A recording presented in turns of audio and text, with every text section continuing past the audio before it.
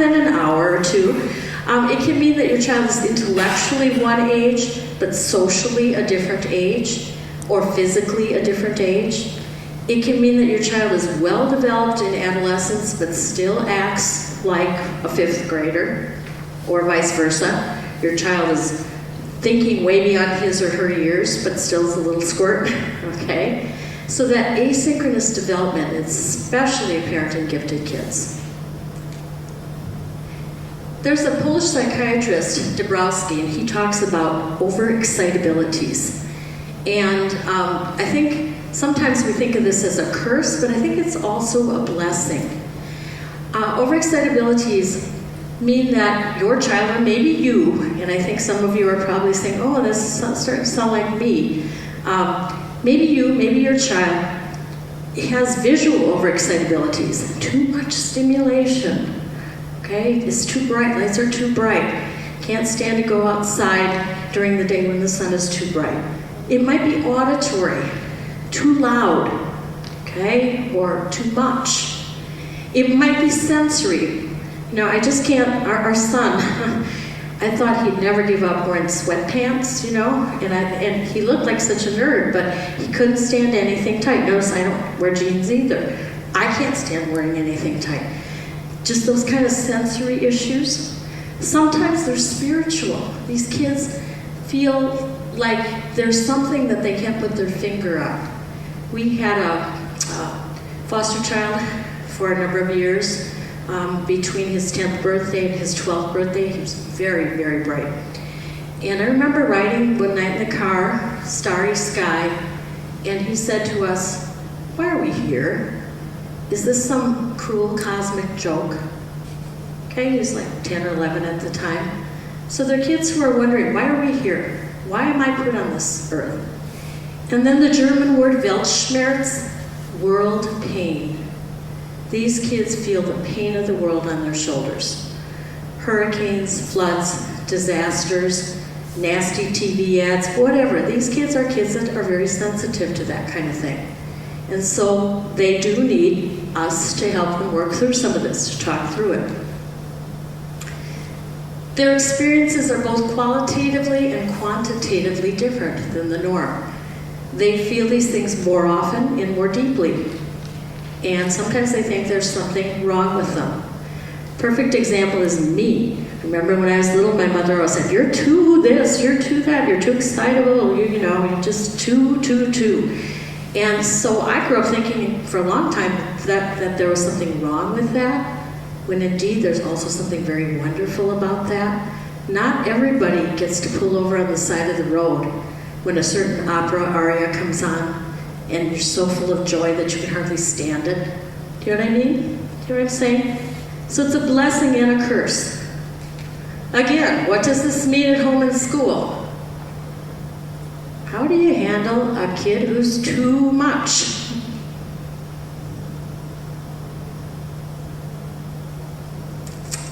Good question, right? Think white space will help for that child? Think explaining the feelings to them and making at least home be a safe place where you can have those kind of feelings? Getting them in touch with other people who feel that way? Some of the stories we hear at the Wisconsin Association for Gifted and Talented, and I get lots of phone calls or emails every single week, are about kids finding other kids like themselves for the first time at special camps for gifted kids or special activities for gifted kids, where they go, oh, I'm not the only one. It's quite an amazing thing to watch when these kids get together. Any other ideas? Okay. This is kind of an interesting concept, I think. They may actually doubt that they're gifted. Anybody heard of imposter syndrome? Google it, all right? Imposter syndrome is the feeling that, okay, everybody thinks I'm like really smart or really good at this, but man, if I just slip up once, they're gonna figure out I'm not who they think I am. All right, so they're constantly worried about proving themselves and not showing any cracks. and not showing anybody who they really are and that they're not perfect underneath. Some grown-ups have the syndrome as well. I was talking to a lawyer not too long ago describing this, and he's like, oh man, I know exactly what you're talking about. So, adults are not immune. Mindset. Have any of you read the book Mindset by Carol Dweck? Carol Dweck is a psychologist out at Stanford, and I've got Mindset right here. I'd highly recommend that you pick up a copy of this. The full title is Mindset, the New Psychology of Success, How We Can Learn to Fulfill Our Potential. And there are chapters on parenting, business, school, and relationships. Carol Dweck's hypothesis is, and she's been around a while, but she's become really popular lately.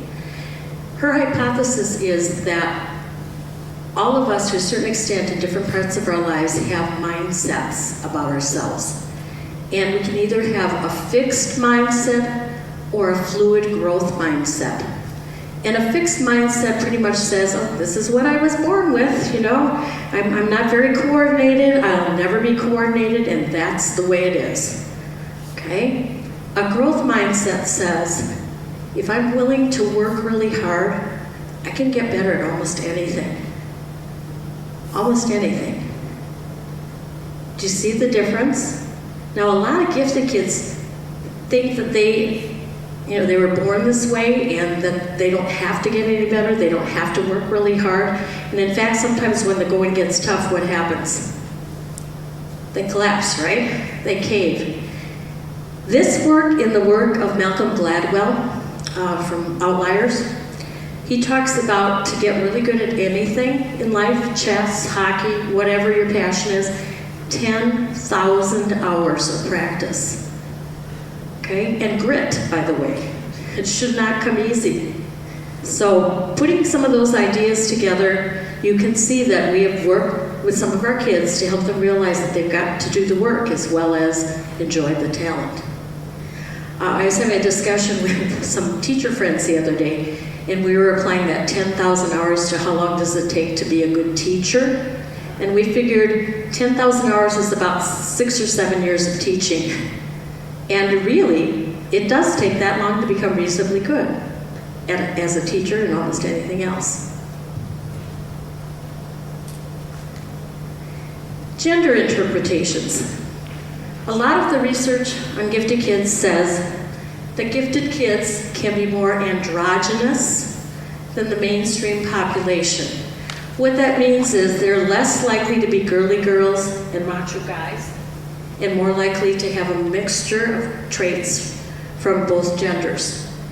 Now, in some cases in our culture, sensitive boys pay for that, yes? And tomboys pay for that too, right? Okay, so some of our kids are acutely aware that they've got some of these androgynous kind of behaviors, and that it may or may not be acceptable in the people that they hang with. Perfection infection. That's that, having to be perfect all the time.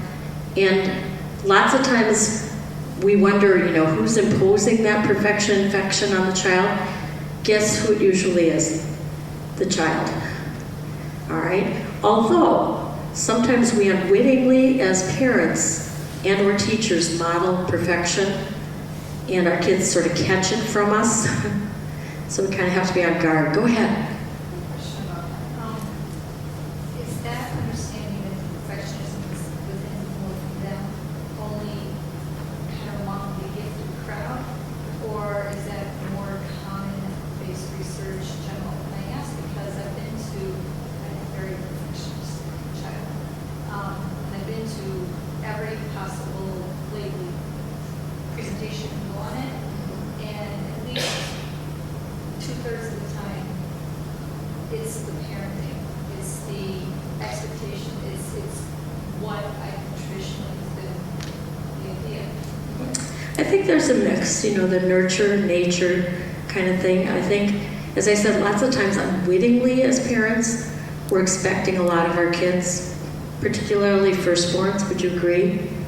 You know, my second-borns, you've worked out the bugs, and by the third and beyond, you're too tired, so perfection doesn't have to exist. We have 3 kids. Our first and second-borns say that we were like totally worn out by the time Emily was born, and they were right. We didn't expect as much from her because we didn't have as much time to follow up on her. So our firstborn kids are our guinea pigs, right? Yeah, and it is, I think, more common in the gifted population, but lots of times parents get blamed for things that are just the way kids are. You know, some of our kids are just driven. That's who they are. And we don't drive them, they drive us. You know, they want to do this, experience that. So I wouldn't say don't beat yourself up, don't have a perfection complex about this. But kind of examine yourselves and be able to forgive yourselves and teach your child to forgive themselves. Yes? I think some of it also is the fact that a lot of these kids do have overexcitabilities, and I think that tends to color how they react to things. Yep. And so something that's not quite up to their particular idea becomes more of a big deal than if they didn't have those overexcitabilities so prevalent and available to them.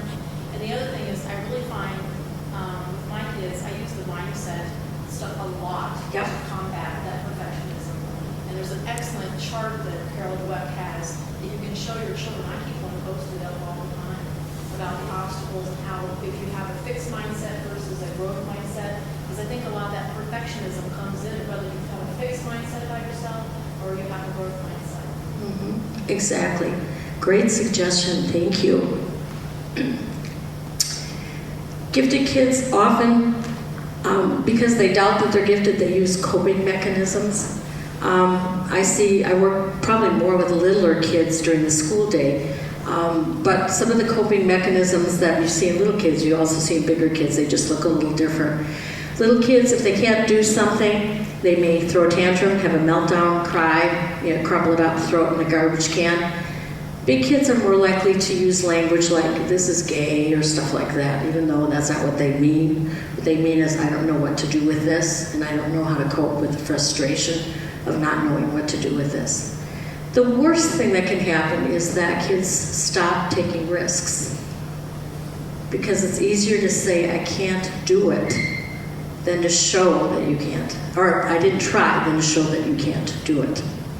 And a lot of kids stop taking risks. We'll talk more about that. What Christina said before, too, is going to show up on another slide. So what does this mean for home and school? Maybe posting charts. Maybe bringing up over and over again the idea of nobody's perfect, we're all works in progress. Sharing stories. There are Indian tribes who make pottery, and if a piece just by accident happens to turn out perfectly, they will deliberately score it and make a mark in it because they don't ever want to assume that people are perfect. Only God is perfect. Isn't that a great story to share that with kids? And to model imperfection ourselves. Oh man, I screwed up. What's the worst thing that could happen? There are a lot of phrases that work too. Like, what's the worst thing that could happen? How likely is that to happen? Give me a percentage. All right? Another thing, we used to have a neighbor called Mabel. She's long dead, but she'd say things like, that's the way it is, it's going west. Or she'd say, 50 years from now, we'll know the difference. Now, clearly that made an impression on me. Mabel's been dead a long time, but I still hear her saying those things in my head. And those are the kinds of things that we help kids learn to forgive themselves. Okay. Our gifted kids have a lot of challenges. Some of them come from us as parents. Some come from their peers, some from their siblings, and some happen at school. Perfectionism we talked about. That kind of yin-yang between competitiveness and cooperation. Many gifted kids are highly competitive, but not all. The unrealistic competing appraisals. Things people want from you and things that you need from yourself. Beverly Sills often said that her worst competitor was herself, not her career. She knew what her career demanded of her, but herself didn't always want to